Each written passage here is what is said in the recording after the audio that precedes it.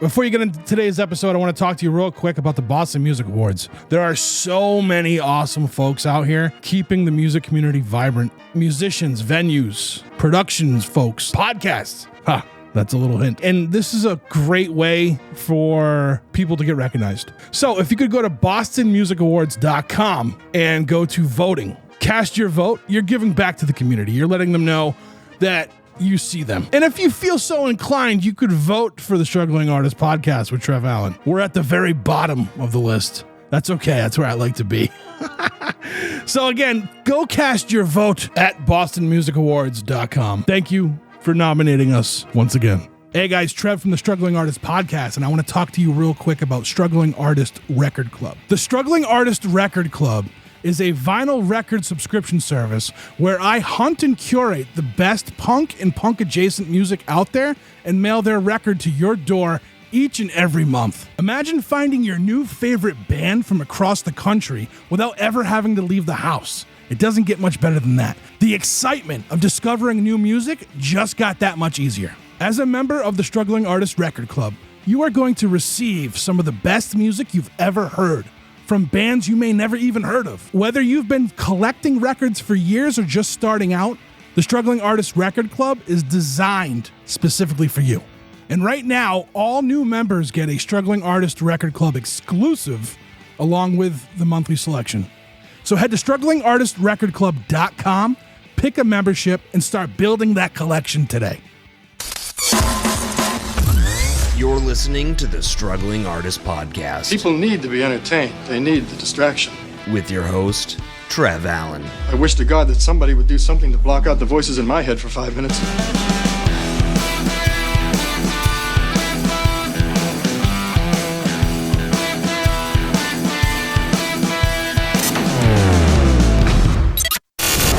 Hello, everybody. Today, our guest is Thom from the band, the Roland High Life.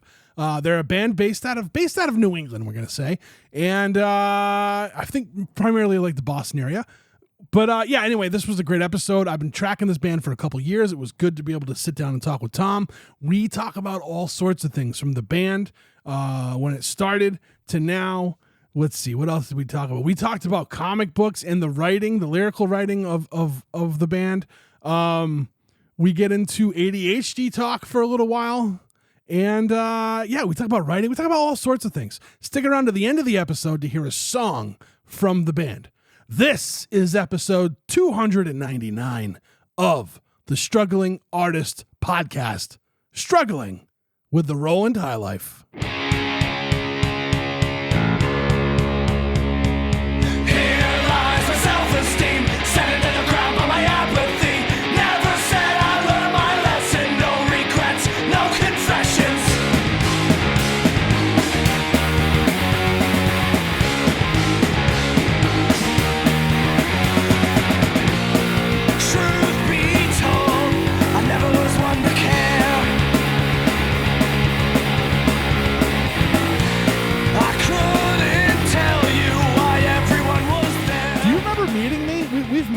We've met at the Hotel Vernon when Roland High Life played with Michael Caine in the Morning Afters. Okay, I thought so, and I think the first episode of your show I actually listened to was the episode you did with Mike Caine. Okay, so I was like, oh, yeah, he's great. Yeah. I'm gonna check this out. I think you posted about it. I was like, oh wait, this is really cool. yeah. So I think I said something. I was like, yeah, I want to get you guys on the show. And then, like, life just gets so busy sometimes. You know what I mean? It's like, holy shit, you know? I always feel like, I mean, even when it comes, like, it's you know, like, one of the coolest things when you have a band is, like, when another local band, like, who you don't actually have any personal connection with reaches out and they're like, hey, we want to do a show with you. And that's kind of what happened with Mike Caine. It's like, hey, somehow Spotify played your stuff for me and it's rad. Yeah. And we should do stuff. And I was like, hell yeah. And we like keep trying to wanting to set something else up, and it's just, yeah, it doesn't happen.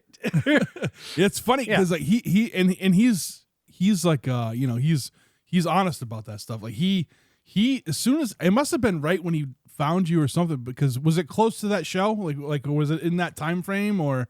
Yeah. All right. So, cause like a few months before that show, I remember he was like, "Hey, you got to check this out," and he had sent me your album, and I was like, "Oh, nice! This is really good," you know. And This Town Ain't Big Enough for Both of Our Sadness. Like that song, I was like, why haven't I heard of these guys before? You know what I mean? Like it was just like, it's a good tune, man. Like that's a real good one. That means a lot. That's like, I feel like we all like that song a lot. And I think that's one, like we like to smother a lot of stuff in like third person and metaphor. And that's one where just kind of like just lays bare what it is. Yeah. And I feel like I even remember like writing that one and it was like, all right, am I just done? Yeah. It was like weirdly easy to write. Yeah. Even though it's like incredibly personal. Right. But just stay like, yeah, this is what I have to say right now. And it just like poured out. And I was like, I don't feel like I have to like obscure this or like make it fancier or weirder or abstract anymore. Yeah. It's that's a good one. And it's just, you know, it hits like so many different like types of, not types, but like, I don't know, like time frames of music for me, like timelines of music. You know what I mean? Like it definitely has like a 90s like rock alt vibe, you know, and like, but like there's other things in there, you know, that's something like I definitely want to talk about, because like your sound is, to me, is unique because like it hits all these certain things. Like all of us, like, you know, you could be listening to, you know, something of yours, and then all of a sudden there's this like killer saxophone that's like Americana rock and roll, like through and through. You know what I mean? Like you guys kind of, yeah, it's cool. Like when you're thinking of these songs, like when you all get in the room together, like is it you're just bringing one idea and then everyone else kind of builds on it, or is there like, do you hear all these sounds in your head? Yeah, yes and no. I think we kind of, at this point in our lives, at least, like we don't apologize for like the influences. We recently we're going through we had like a backlog of demos that we like really had to work together as a band. We like went through all of them, and like everyone was pretty candid about like, oh yeah, this is what I was kind of going for with this one. But we were all really happy to mix it up. And generally one of us writes kind of the bones of it and then brings it to the group with like a basic structure in mind. Yeah. But I think when we started the band, like we all came from similar, like we were all in like punk, ska, hardcore bands. Yeah. And but then we all also had our like not as cool, like our like more pop oriented music tastes. Yeah. Like passion project kind of stuff. Yeah. Yeah, it was like, I feel like Ben Folds 5 was like a big thing we were all into, and like Wallflowers. It was all kind of like our like, yeah. When you're like deep into like punk, it's like your guilty pleasure stuff. You're like, but it is really good. Like I swear it's really good. Me and Chris the drummer like bonded a lot over Thin Lizzy, who is like I think one of the most criminally underrated bands in the universe. Me too. Yeah. Everyone's like, oh, like the boys are back in town. I'm like, yeah, but like that band is actually incredible on so many levels. And so we kind of started it with the gist of like, we want to be like, we like playing in like punk bands, and that's what we're all used to. That's like our core. But then we're like, we do want to do a little, like, we do like Springsteen. Yeah. We do love Elvis Costello. We want to dig into that and try to like, and I don't think it's like incredibly profound what we're doing, but I think we are very much trying to embrace that. We're like, yeah, we like those synths. We like The Cure. We like Elvis Costello. We like that kind of dub vibe. Sometimes you like the Americana vibe. Yeah. And I think there's a very generic almost pipeline of like punks getting into like Springsteen and Americana as they get older. Yeah. So that's like, yeah, like that's nothing new. Right. Yeah. But I also feel like I listen to a lot of folk punk, but I would never call us a folk punk band by any stretch. Mm-hmm. But like that, there's a similar overlap there. It's like 3 chords and the truth. Yeah. Play your heart out with 3 chords and the truth, and like wanting to just we try to embellish on top of it a little bit. Yeah, no, it's I was when Mike sent me the link to your album, I was like, wow, this is really good. And again, the wheels start turning. I'm like, I want to talk to these guys, blah blah blah. We saw the show happened, and I was like, yeah, this is a good opportunity. I think we spoke briefly, but it was like kind of like I remember it was like super hot in there, and like It was really hot. that room is brutal sometimes. So I like it. It felt like we were in the cabin of a ship making like yeah, it did. a coffin ship on a Pogue song, like, but we were making this this perilous cross Atlantic journey. Yeah. To escape a famine, but also it was like so freaking hot. And I was like, I actually might die before I reach the new land. Okay. Yeah, it's like a real experience in there. So Yeah. but yeah, so fast forward, I was one of the judges the night of the Rumble. Yeah, that Right. you guys played. Again, fantastic set there. You guys are awesome live. You seem to be really in sync. Unfortunately the sound guy kind of screwed you guys up at the end there. But like but y'all handled it very well. You know what I mean? Like I feel like some bands would not take would not have taken it as well as you guys did, you know? Yeah, it was like it was definitely a bummer. But it happened, and it was like we could plow forward. We had one song left. We had time on the clock for it. Yeah. We could plow forward. I was like, I don't want to be a diva. I don't want to be a dick here either. Yeah, And yeah. like even like Angel came over to me afterward, and like she was pissed, like on our behalf, and she's like, "Do you want me to go yell at him?" I'm like, "No, like it's I don't know, it sucks, like but it's what it is." Yeah. I'm not going to be obnoxious. I'm not going to get in an argument with the sound guy from the stage. I'm like, that's not going to, if my band wants to win the Rumble, that's not going to make us look any better either. So like, no doubt. She is someone like I grew up listening to on the radio, and like I'm such a huge fan of her. And like now that like, you know, and now that I'm like up in so I grew up in Rhode Island, but now that I'm in Massachusetts and everything, and like I've been able to work with her, like doing the Rumble, and we've done podcasts together and stuff. So like, she is probably one of the biggest like supporters, the ride or dies of like the Boston music scene, and it's awesome to just like kind of like just watch her work sometimes. You know what I mean? And the Rumble is something like just talking with her when we're in like the upstairs and stuff like that. Like she like just the passion she has just for local music is awesome. You know.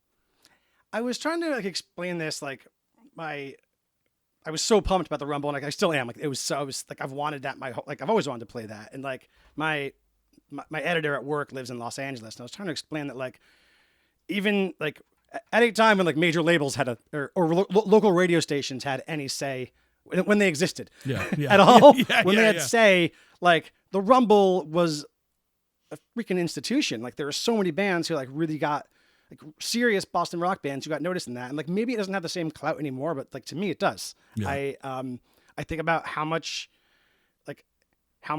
time, like I grew up in right outside New Haven, mm-hmm. and like, Jake, our bass player, we both grew up in the same town, and like, we spent every weekend at the tune-in there. And like, there were so many bands. It was like, this is the Boston Rumble band. Yeah, like, yeah. Okay. It was the stuff of legends. It was like Piebald, Lost City Angels. It was like, mm-hmm. Oh yeah. These were the bands I was looking up to at that time. Yeah. Of course, looking up to, they were 4 years older than me, and like, not like it wasn't the craziest thing in the world, but to me it was, you know? No. And, that makes sense. That makes sense. I'm sure, like, we went into that obviously knowing like, even if we went all the way, like maybe it doesn't change anything in our lives. Yeah. But like, just to like, I don't know, to be like, hey, cool, we're on the Wikipedia page. Yeah. Next to like the Lemonheads. Right. Dope. Yeah. Like, yeah. Good enough for me. Like I was trying to tell, because like when she asked me to be a judge, to me I was like my jaw dropped when she asked me to be a judge, because I was like, what? Right? Because like, this is something that like Iggy Pop judged. You know what I mean? Like, this is like, this is crazy stuff. Like, and it's so cool that, you know, with the way terrestrial radio is right now, with, you know, next to nothing for rock stations, that she still keeps this thing going through an online community, and, you know, so and that's awesome, dude. So you're from Connecticut originally, then? Yeah, I grew up in Hamden, the hometown of Eli Whitney and Dwayne "The Rock" Johnson. Okay. Yeah. He lived there in middle school, I grew up famously. in like southern Rhode Island and like southeastern Connecticut, like Stonington, Connecticut, out that area. Oh yeah. So I'm from there originally too. So like anything, so same kind of the same thing as you, where I went like, just from going to shows out in Boston, like these are bands, all these bands. I'm like, oh my god, when I was younger, you know, and then like, fast forward to I'm out here, and I'm like friends with some of these people now, and I'm like, man, the younger version of me would have been like what,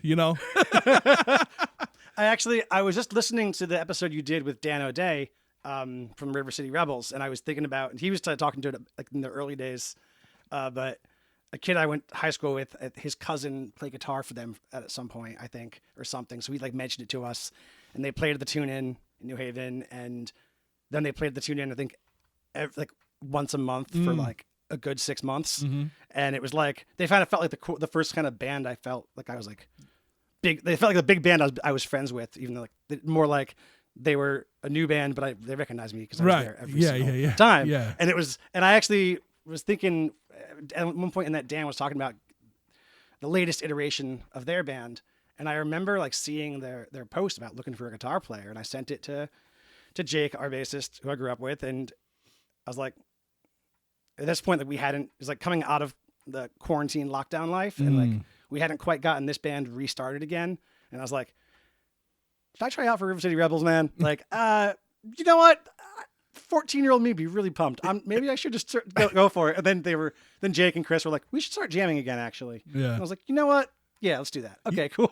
Yeah. So, but it was like, I was like, I kind of want to try out with this band right now, just because I loved them when I was a kid. Right. That's awesome. Yeah. So yeah, I wanted to kind of talk to you about that. So, I mean, y'all have been together for like, what is it, 17 years? And my math is right. Something like that. Yeah. But there was a hiatus there. Yeah.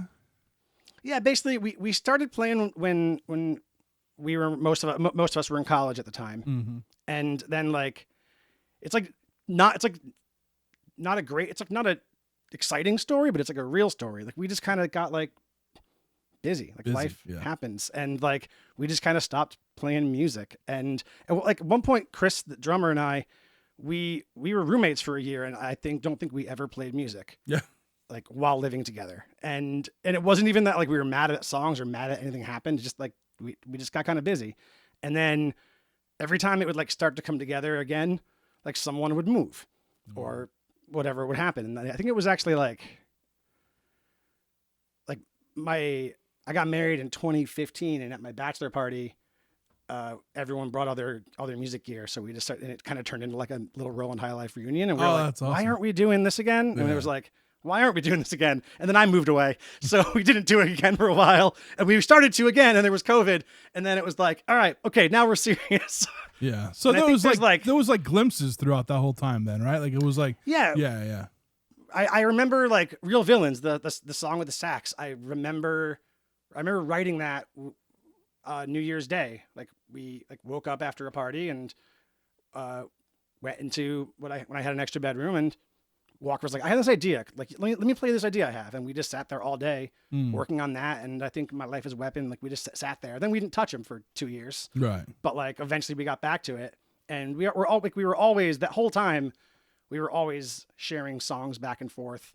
Okay. Yeah. And like recording stuff for each other. Like, oh, I have this song idea. I have a version of Every Girl's an Apple that I mostly did. Then like I sent it to Walker, who plays keys, and Jake, who plays bass, and they both sent me some parts over, and I was just kind of messing around. I was like, I think there's something here. Then when we finally started playing again, we're like, why aren't we seriously doing that song? Yeah. That's cool. Yeah, it's cool when things can come back around like that. Especially like it seems like you guys were trying, and then it just like at one point, I know people that like for me like. There's things in my life that's like I keep trying to do something and it just doesn't happen. I'm like, maybe it's just not in the cards. Like maybe I just gotta walk away from this. But like there's something inside you that keeps pulling at it, right? Like there's this little thing, So like when you guys weren't playing music, like were you still doing music in other forms or? Yeah. Oh, okay. So it was just but this band always kind of seemed to come back around. Like there was something going on there, right? I think like from my point of view, like these guys are all my best friends. Like they were all my wedding party pretty much. And like these dudes are like my ride or die crew. And like for various reasons, we couldn't play music for space and time stuff. But like I've played in other projects and I can do that well enough, but like it's nice when you find people who speak the same musical language and have the same instincts as you. Like I was saying like earlier, like the idea of like coming from a punk rock background, but like wanting to lean into the Elvis Costello and synths of it all, and trying to mesh those together. Like we were all just kind of like, even if it's not the exact same bands we're thinking about, we were all broadly on the same page about that. Yeah. And I think that just kind of like what makes us click. We're like, oh yeah, no, this does need a sick breakdown right here. Like we're going to get the double kick drum going right here. We're going to pull it back and it's going to get really quiet. And that is going to be cool. And it's nice just to be all on the same page as opposed like, and I've gone in there and I've joined various bands and like, that are just like I like the songs well enough, but like, I don't have they're not the same personal investment. And part of that's like, I write most of these songs and I'm happy to keep just play. Mm-hmm. But sometimes you're just playing and that's okay. And other people in the band have their own visions, but like I feel like we all have have the same direction vision at the same time. Yeah. Now, do you all, I saw on the Bandcamp page at the bottom that it was like, if this member of the band plays in this and this, you all have like side projects too? Yeah. Our bass player, Jake, again, I grew up with him. He also plays guitar in the New Limits. They're a ska band around Boston, and they're great. He started that like a decade ago. Chris lives in Rhode Island, and he was playing drums in Today Is Tomorrow. He just joined, I don't know if it's public, probably, I guess it is. They're playing a show this weekend. He just joined the Salem Wolves.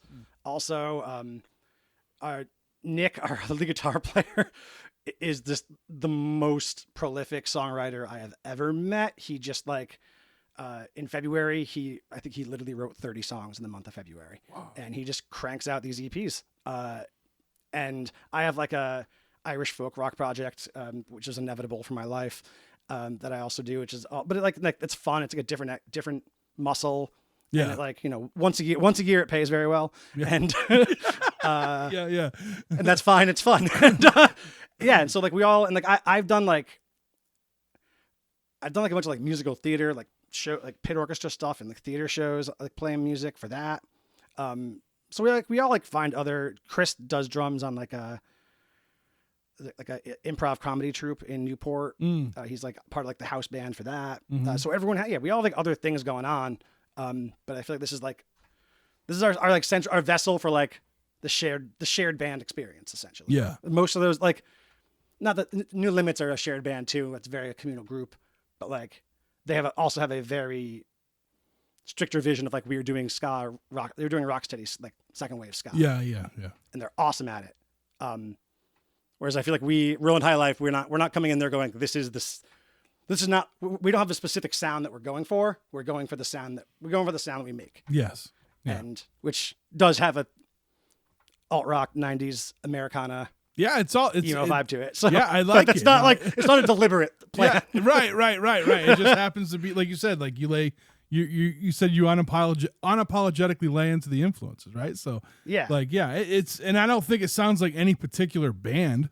You know what I mean? It sounds like you guys. So I like that. And that's one of the things I always like whenever I hear people talking about like just comparing, like, well, if you like I'll say something like, if you like music kind of like this, you'll like this band. But like, it's tough for me to be like, well, if you like the Goo Goo Dolls, these guys sound just like you know what I mean? Like that stuff never like flies with me. I'm like, I'm bad at that. I'm bad at that in general, but I think especially with this band, because we like fit right in this weird Venn diagram. It is tricky. It's like, hey, if you like Green Day, you very well may like our band. Right. If you like Foo Fighters, you'll probably like our band. We're also probably like dirtier than the Foo Fighters, a little more indie. Mm-hmm. Lately, we've been getting a lot of Fountains of Wayne comparisons, and that's honestly like one of the best compliments I've ever heard in my life. The other day we played, and some guy did compare us to Fish, he said, because we listened to each other on stage, and I was just like, kind of looked at him like just blink, like I felt like the blinking guy meme. I was like, yeah. Fish. We sound like Fish because we listen to each other. We listen to each other. Yeah. Okay, cool. Thank you so much. Thank you.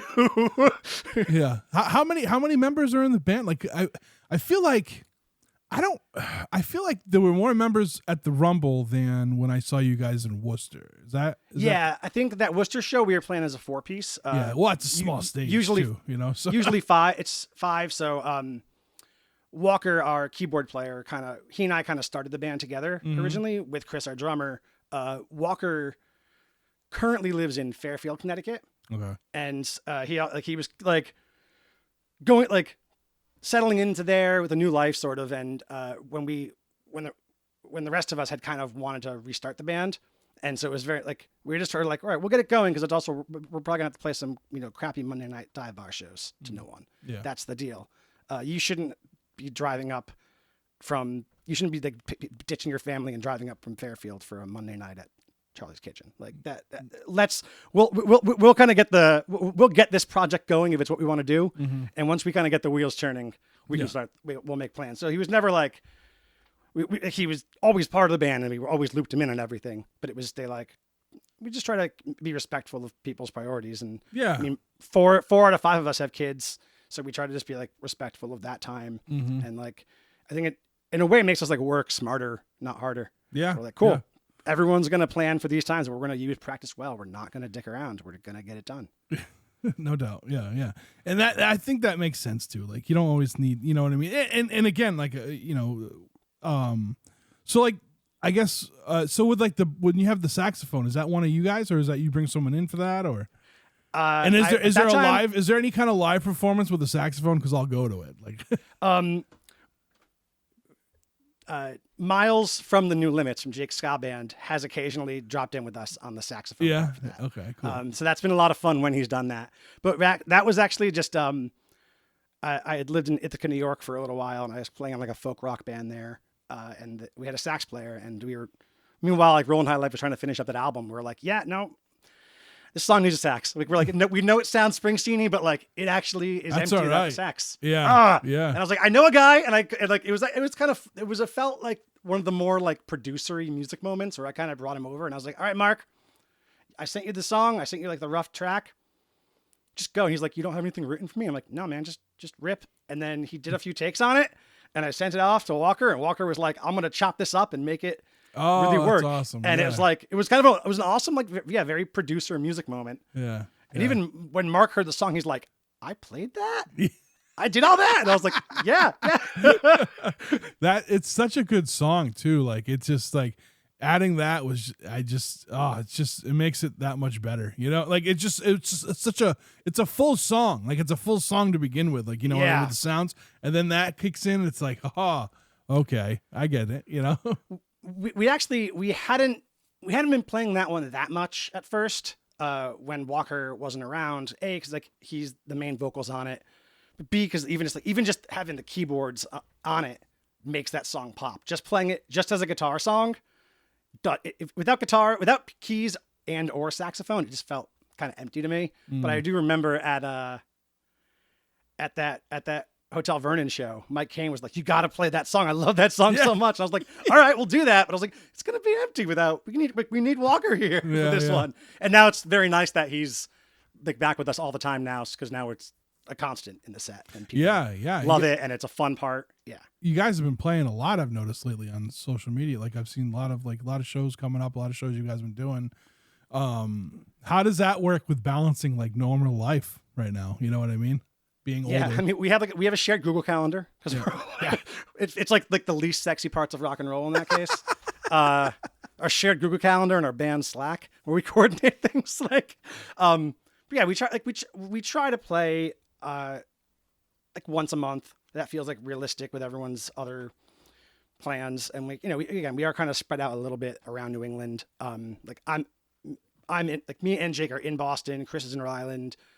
Nick is in in like Central Mass, and then Walker's in Connecticut. So we try to do like once a month, and we've been trying to balance it between like the brewery shows where you play some cover songs also, and you play for 3 hours and you get paid real money. Yeah.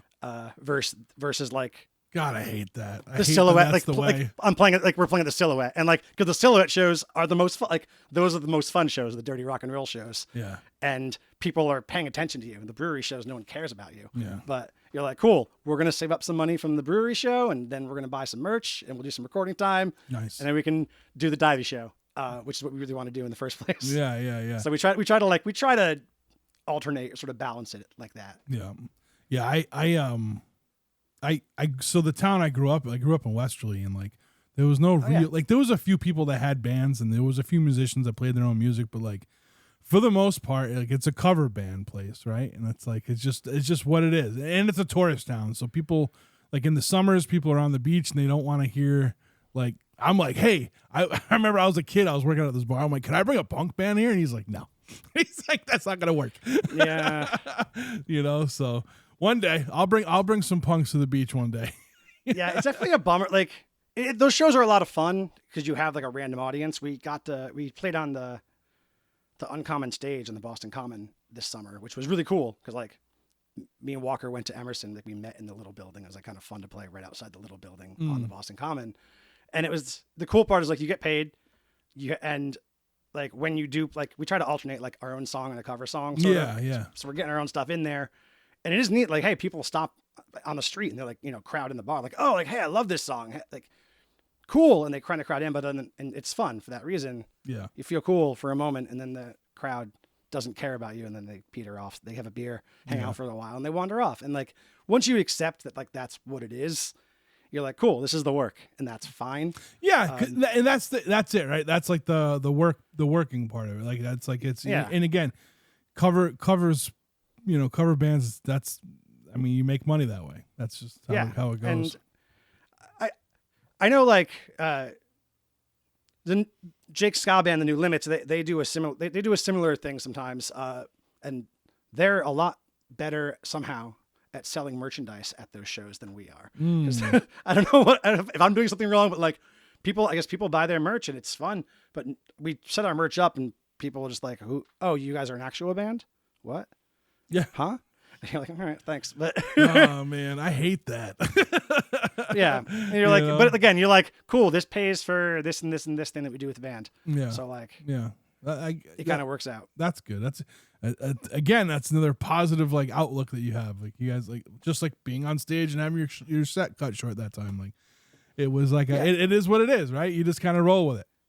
I feel like when I have a 4-year-old now, and so like that's a lot of the time is spent with the kid or work. But I feel like since most of us have kids, whenever I run into people I haven't seen in a while, like, what are you doing? I'm like, I'm a dad. And then like once a month, me and my friends play in a shitty dive bar and play some really loud rock and roll music. And it's fucking rad. Yeah. And honestly, like, it's a pretty cool life right now. And I'm pretty happy with it, but it is like a funny thing. I'm like, yeah, I think a nice thing at this point in our life is also like, if no one shows up, I remember being younger and being like pissed, like, someone breaks a string. I don't know, just being pissed about shit that happened on stage or the show or a band stiffing you or a band. Like, I don't know. There's just so much petty stuff and like the feelings are real, but now we're all just like, we're happy to be playing and happy to be playing together. So it's like, cool. We played this show and there were 20 people there and that was amazing. And it was so much fun. And we're just happy to be out of the house tonight. And that's kind of, it's nice to like really not stress about yeah, I bet. Yeah. It's just, it's awesome. That's awesome. I definitely remember like probably being like really pissy at like shows 18 years ago or whatever. Like, oh, we tried so hard and no one came out. Ugh.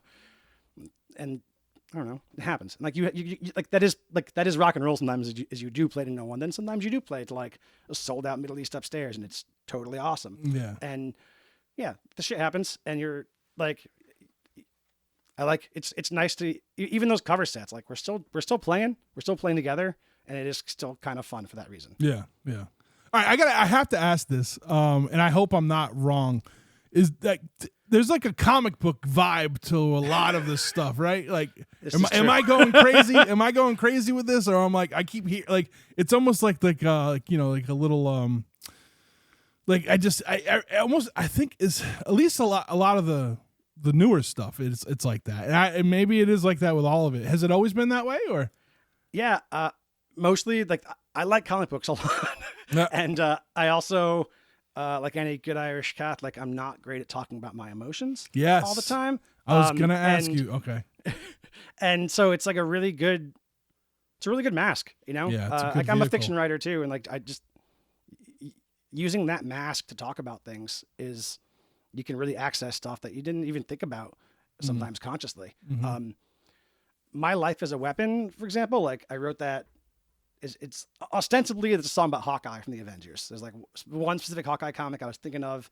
I love Hawkeye because Hawkeye is like, he's just the fucking guy, and he's kind of a douche. Yeah. But he's like the guy on the Avengers just shows up. He's like, I don't have powers, and I have a freaking bow and arrow, but he's like so committed to just like doing it, and like he gets his ass kicked. He has no like healing powers, and he's just like, all right, I got to get in there and save the day though, because that's what I'm gonna do. Mm-hmm. And it, like that song was really like me trying to like hone in on some stuff I was feeling around like my ADHD. It was just like, cool, I'm just gonna stay on target, and I'm just gonna like, yeah, like shit's gonna come at me, and I don't have Iron Man armor to like back me up. I am like just exposed with something stupid with a bow and arrow of a brain, and it's scattered all the time. But when I can get it, when it's on, it's fucking on. And I like that about Hawkeye, and I like that about my weird brain. And I couldn't find like that was the best way I could find to be like, this is the weird stuff that like when I get way too focused and when I hit the target, like when I'm on, I'm fucking on. Yeah. Yeah. And a lot of times I'm not. I think people forget or they don't know that like there's a hyper fixation part of ADHD that like I have it in before, and I never took I refused to take medication when I was a kid, and like when I was like 35 I think I started, and because my doctor's like, look, you're old enough to know like if like he's like, I think you'll be good if you don't like it, you just stop, that's it, you know. I'm like, all right, fine.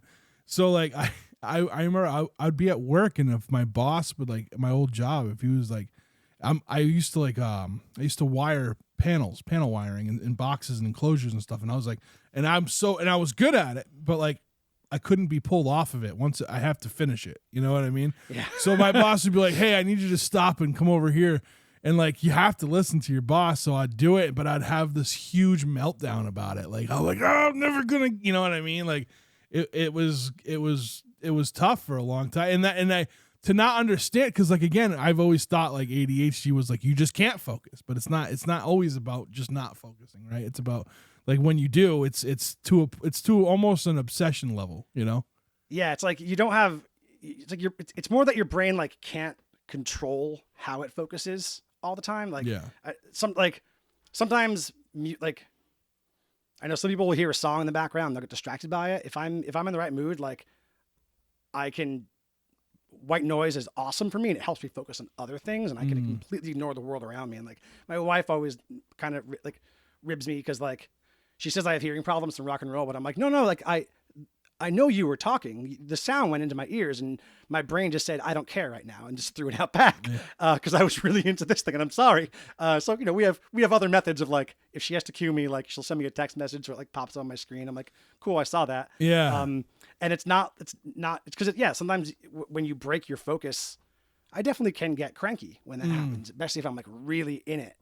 And that's like, I don't want to be that way, but it does happen. And it can then be so hard to then get back into what you were doing. Yeah. Yeah. It's almost like, and then you fuck up some more. Yeah. Yeah. It just happens. Yeah, exactly. It's crazy.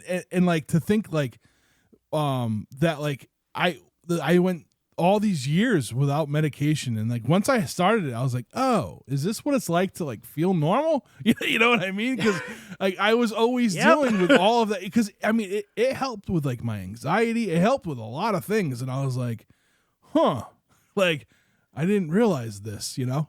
I think it's like shit, like clothes that I didn't wear because I didn't like the way like the fabric felt on me, sort of, and that was distracting me. And I'm like, oh, cool, now I can deal with that, and or I can ignore it, or like now at least I recognize, oh, I was being distracted. It wasn't a problem with this. I had a job years ago, and I kept trying to like tell my bosses, like, please, like when this, like, please, like just shoot me an email and it'll pop up on the screen, and then I'll get to this thing. I'll come to meetings, like, yeah, like I'll talk. We can talk. I'm happy to talk in person, but like if I'm in the middle of something, please do it like this. And they never respected it. And then it hit a point where I was like also working overtime a lot, and I started like kind of fucking up more in the job. And I kept saying, and then I was getting in trouble, and I was like, look, I've been asking you to do these things for me, because every time you interrupt me like this, it makes it harder for me to stay on track. And right now we're overworked and understaffed, and I'm trying to keep up, and I'm going to keep screwing up if you keep distracting me. And it was like, it was frustrating to like get there. And they're like, but I thought you had medicine. I'm like, I do. And that does help a lot. Right. But you still like, it's not like a one magical salve that just changes everything. Like it is still difficult for me. And sometimes like, I can't always control what I'm focusing on. Sometimes you are just like, really into like fixing the most inane thing ever. And like there are definitely times I've been editing music and I'm like, no one cares about like the guitar squeal this 1 second here, but I've just spent 2 hours. I do that with editing. damn it. With editing podcasts, I get like that, and I'm like, whoa. And then I'm like, this came out terrible. And then my producer would be like, dude, that sounds awesome. Like, what are you talking about? What part is it? And then I'm like, this one little thing, and he's just like, I don't even hear what you're hearing. Yeah, it's a real thing, man. I think even thinking with music, I think there was sometimes I like used to like, I realized I was like trying to like get that dopamine fix sometimes, or I'd like kind of mess around in the middle of the song or like add an extra harmony here, like kind of screw around. And at one point, like Walker, our keyboard player, was like, dude, these people haven't heard the regular song. You're trying to embellish and like mix it up and be fun. Yeah, they don't know what the song sounds like normally. Just do the normal song. And I was like, oh, right. My ADHD brain was like, I know the song well enough that I'm going to jump on to the next thing, take it to the next level. And I was like, no, that's not helpful. And now it's like I've become a better singer and a better guitar player once I was like kind of able to think about how my brain was reacting. Like, how am I singing and playing guitar at the same time? Mm-hmm. If I keep that simple and I kind of make it routine, there's that urge to show off. Like, I want everyone to see how cool I am and how sick I am at a guitar or whatever. But like, if I just kind of like memorize what I'm doing in my body and I can stay on that, like that's all automatic and my brain can focus on other things. And I've become better as a player by letting myself do that. Yeah. What's, so let me ask you, said something about the white noise, like white noise is good for you or whatever. Yeah. So I don't know if it's like this for you, but for me, I work overnights because I don't sleep at night. Because when it's quiet, my brain just goes too fast.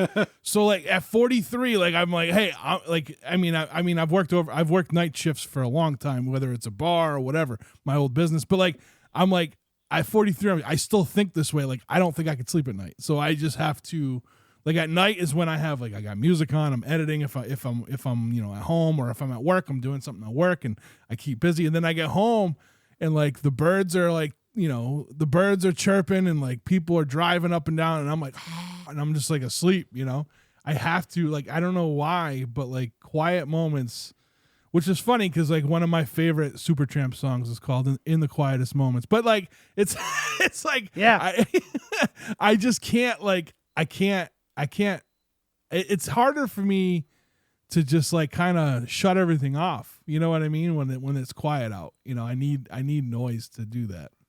I'm a writer as my job, and I know people always think about writers in like coffee shops, and I hate going into coffee shops for that reason. It's too quiet for me. What I will do, like if I'm really stuck, I will walk over to the pub, and like I know that like my local bar has like similar music taste to what I like anyway, but it's not my music, and I'm not picking the song. I'm not falling down to iTunes like rabbit hole of like I want to listen to this for my right mood right now, yeah. And then using that to delay what I'm doing. I just walk over to the bar. There's something cool on, and then it all just blends into the background, and I can actually work. What do you write? I'm a journalist and blogger. Like by daytime, I do like product review stuff, and I also have like I work for a blog, and I do book reviews and just kind of tech news stuff. Okay. And I also do some like fiction writing, podcast, like script writing. That's awesome. Yeah, that's awesome. I wrote it's a lot of storytelling and stuff. And yeah. I'm a big storyteller. Like that's kind of I'm a storyteller. That's what I never call myself a writer because I don't get paid. My producer hates when I say that. But but like I've been right. I mean, my whole life it's kind of been my vehicle like to write. And part of this podcast is I'm always like I don't know how to write a song, so I'm always asking. And then like no one has the same answer. And I always say like if I figure it out, then the podcast can end. Like the great mystery will be over. But I think one of the reasons why I enjoy music so much in not having like I can't do it. You know what I mean? I think there's something to the mystery of it too has something to do with it. But back to the writing thing. I used to write screenplays and like nice. Yeah, I never did anything with any of them, but they're mine. And that's it's nice to like get that stuff. It's nice to have it. Like I created a thing. Yeah. And it is like I've been doing. It's been weird. Like I used to have a kind of I feel like a better balance, but now it's been a lot of like music. with like the day job is writing. So like my my other writing projects, like my creative writing stuff, like has kind of fallen to the side because I have the band stuff. And sometimes you're like, cool, I sat all day at a keyboard writing about. I wrote 12,000 words about Christmas lights in the last 2 days. And like, I'm like, I don't want to write right now. I hang out and I want to play some music. Yeah. Okay. I guess sometimes we get pretty slow at work and I'll just start writing. Like I use like a web-based writing program, you know what I mean? Like, and then I just get in there and I just start writing. And like, I remember I think it was last year I finished like, it was supposed to be a screenplay, but it still kind of is for the first draft. But I think the next draft, I'm going to go a little bit longer. I'm going to do a little bit different with it. Yeah. Like turn it into prose. Yeah. Something. I just haven't figured it out yet, you know, cause like, I have more to tell. And you know how it is with like writing a screenplay. Like you can't, like sometimes you can't go too in depth with description. You know what I mean? Right, it's tight. Like it's tight. It's structured. Yeah. So I have to. So I'm gonna be. So my next step, I haven't touched it in a year now. So it's like, hey, asshole, get on that. You know. I have like I do some playwriting too, and I have like a play I wrote a while back now that like I turned into, because I think for similar reasons, like I liked the idea of the constraints of doing it as a play, but then as I got into it, I was like, there's so much more to do here that I want to do. And I turned it into a novel, and it was like 110,000 words, I think. It was long, like probably like close to 500 pages. And I had a literary agent at that time. Then like COVID hit and like life got complicated, and I haven't I'm not with that agent, and I haven't gone back to it either. Right. And it is like, and and on one hand, it's like it is a little disappointing and frustrating, but I'm also like, you know what? I did write the thing, and as far as I was happy with it. Like, got to a point where I was like, hey, this could go somewhere, and life changed. So I haven't, gone back to it in ages, but I was happy with it. It's nice. Does your, like, when you write as opposed to like when you're playing music or writing a song, does it do different things for you internally? You know what I mean? Like, does it satisfy different things? Oh yeah, for sure. I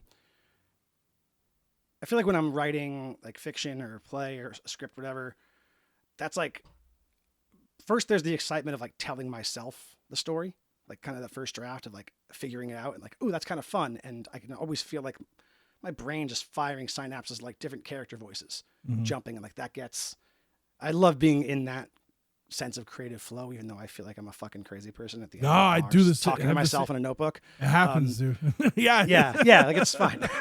I do feel like, I guess that like when I'm songwriting, I feel like a lot of the songs will start with like just the gestation of an idea, and I'll make a voice memo of like, oh, here's like a cool refrain, or here's a cool verse idea I have, and I'll make a note, and I'll 2 years later I'll go back to it, and then usually I crank it out pretty quickly.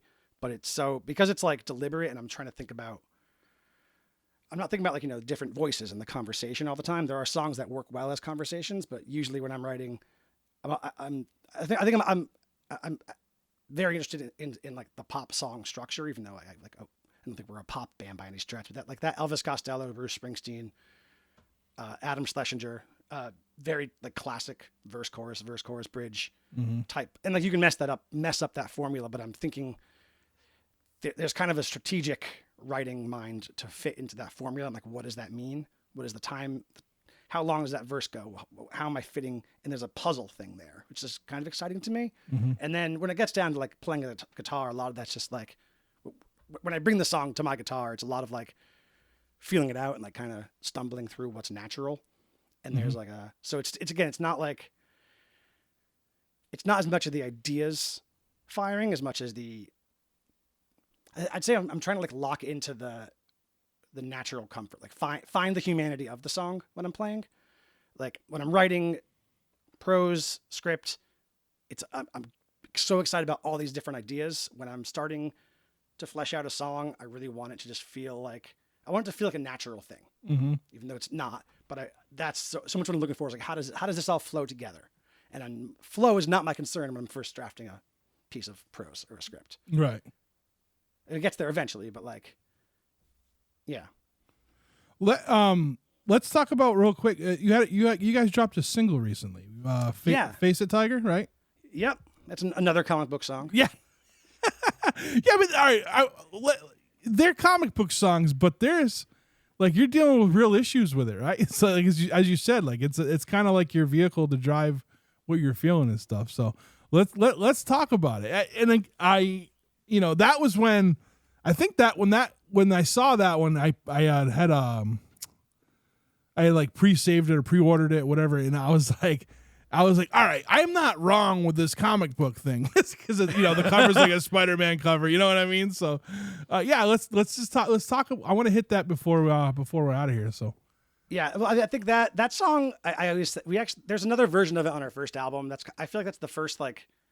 I joke it's the first good song I ever wrote in my life, which was a long time ago. But like I wrote that as a freshman in college. I still remember like sitting in my dorm at Emerson, and I remember the girl I wrote it about. And I think it was like I don't know how to love song. Like I'm a sucker. I love a good love song, but I always like writing love songs is corny as hell. Which is why like the closest I have to like an earnest love song is probably "This Town Ain't Big Enough for the Both of Our Sadness," yeah. Which is like. A weird like marriage is difficult song. Yeah. But we love each other thing. So yeah, with Tigers, like I'm just gonna kind of mess around with that, and I love Spider-Man. I love that Peter Parker Mary Jane relationship, even though it's not a thing in comics anymore. And so I was just trying to just kind of almost stream of consciousness going from that perspective of like, what does it feel like to be like this crazy, like scattered superhero whose personal life is kind of a mess, but no, you always have this person who's a rock. And despite all the crazy things you're going to go through, this person is your rock. Yeah. Nice. And that was really like, that's what I've always liked in those comics. And that was really what I was trying to write about with that particular girl in mind. Nice. Yeah. That's good. Is there anything in the pipeline coming out? Yeah. We're hoping to finish a few more singles coming soon. And then we're kind of in the planning and writing stages to do a full length. That's kind of like our big pipe dream right now. We have like a basic kind of track structure. Most of the songs, so we're trying to like focus. We're trying to find out our time for like when we're gonna really buckle down and like work on those songs. So many, again, with all the kind of hiatuses in our band's life, so many of these songs have been just from all over time. And so we're trying to like really. We want to take time to focus on a moment and be like, we're all going to write these songs together and really make this pop together. This coming from right now, this is not useful for whenever this airs, but like right now we have a doubleheader weekend coming up. We're playing in Middletown, Rhode Island at the Rejects Oktoberfest. And then we're playing in Hamden, Connecticut, which is me and Jake's hometown at a music venue that in its old form, I had actually helped to build when I was in high school, which is kind of fun. That's cool. To kind of go. I haven't played there in 18 some odd years, so that's kind of exciting to go do that. And like we're looking forward into our fall booking, but I think in winter booking, we're trying to right now focus on like recording finishing the last few singles we want to get out there, and then really trying to focus on recording for our full length. Nice. This is a random one. What's your favorite like comic book story? Comic book storyline? Yeah. Ooh, that's an interesting question. I mean, I'm a huge X-Men fan. Okay. Also, we have that song "Every Girl's an Apple," which is like I think our most popular song. That's one I wrote about Cyclops from the X-Men being kind of like probably like neurodiverse coded, and also having a weird thing where he doesn't talk about his emotions, and women and telepathic women keep going after him, and he is not very good at keeping it in his pants. Yeah. So and there's something weird about being like, oh, I don't talk about my emotions, and this is apparently attractive to people who can read my mind because this is not a good relationship, and I keep looking elsewhere, and that's kind of where I was going for in that song. But there was recently, just some really the last like couple of years of X-Men books have been pretty phenomenal. So the X-Men had their own little island nation for a while. Okay. And it was like a really cool look at nation building. Like, what does that entail?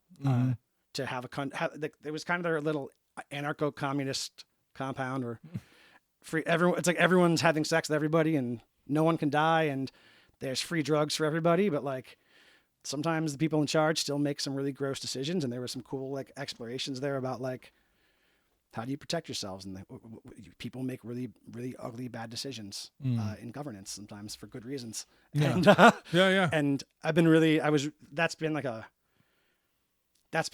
like that recently ended after like 5 years, but it was a really cool way of looking at like what it, like taking superheroes beyond that level. I've also been really into, I'm telling everyone I see, I keep talking to them about Miracle Man.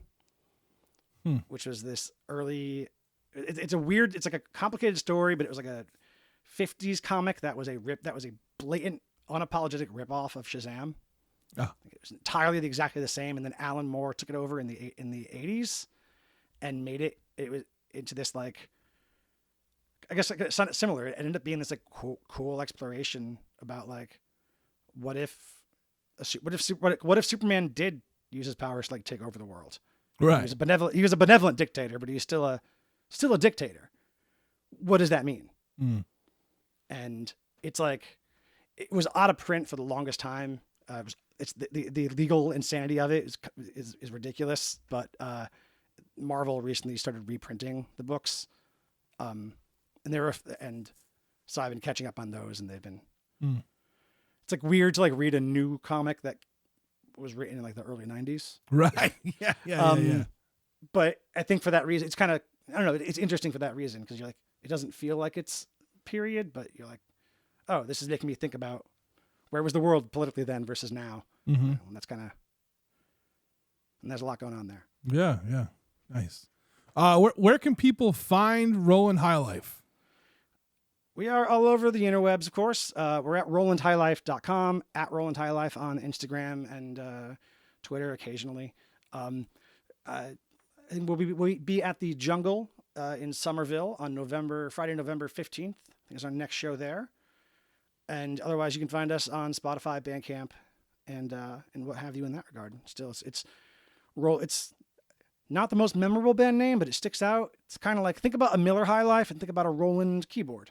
That's not at all where it comes from, but that's a really good way to remember it. No doubt. Thom, this was a lot of fun. Thanks for talking with me today. And I got to check my schedule. Maybe I'll head to the Jungle on November 15th if I got that day off. So that'd be rad. Yeah, it'd be cool. Yeah, and listen, when an album comes around, if it's time to promote an album, hit me up. We'll bring it back. So, all right. Thanks, man. This has been a lot of fun. Thank you so much. All right, and that's the show. I want to thank Thom again for being a guest on today's episode of the Struggling Artist Podcast. In the show notes, you will find links to the Roland High Life, to their website, to their Instagram, to their Facebook. And make sure if you're around the area in November 15th, you go check them out at the Jungle in Somerville. I want to thank Chris Chavez and Jeff Bousquet for producing the Struggling Artist Podcast. Give those guys a follow over on Instagram, JRB Image for Jeff, and 716 The Sound for Chris. Thank you to State Line Records for sponsoring the podcast. Thank you, Mark. You've been a tremendous help. We're coming up on the 5th. We're starting our 5th year since the relaunch, and I think it's like this will be like the 4th year of you as a sponsor, and I truly appreciate it. We should have him back on the podcast soon. Thank you to the band Losers Circle for allowing us to use their song, The Great Illusion of Time, off of their album Took Long Enough as the theme song to The Struggling Artist. Thank you, everybody over at Patreon, supporting us over there. If you want to become a patron or see what we have going on, go to patreon.com/podcast TSA. The tiers are inexpensive. It really does help build the community we're trying to build with The Struggling Artist. We have a new episode over there that's like a patron spotlight. We talked to Katie, who's a patron, who's also a tremendous poet. If you want to see what we have going on over there, head over there. Patreon.com/podcast TSA.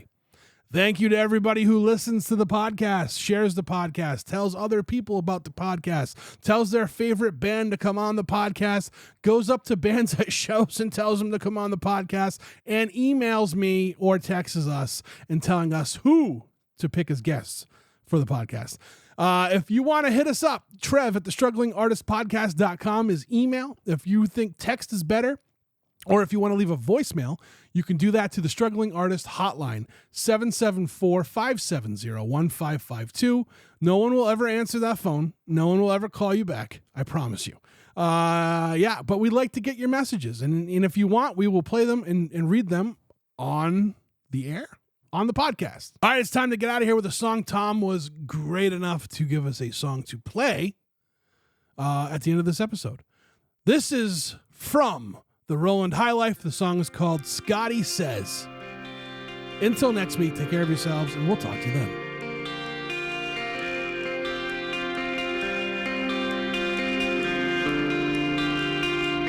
He made shit talk like an art in the parking lot.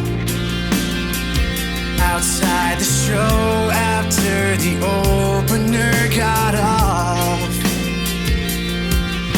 He helped the headline bands loading, then he went to find his friends. Somehow we still lost him in the end. I tried to sneak inside when I was underage. Scotty stepped out for a smoke and gave me away. Didn't know he'd done it till it was already too late. For a decade he made sure my drinks were paid. But the last thing that he said, you sing like yourself.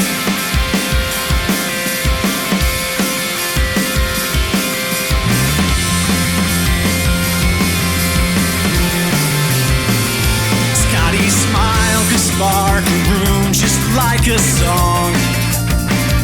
Throw your fists up, grab your friends and sing along. Scotty listened closely, even when it got too loud. He never let your words get lost out in the crowd.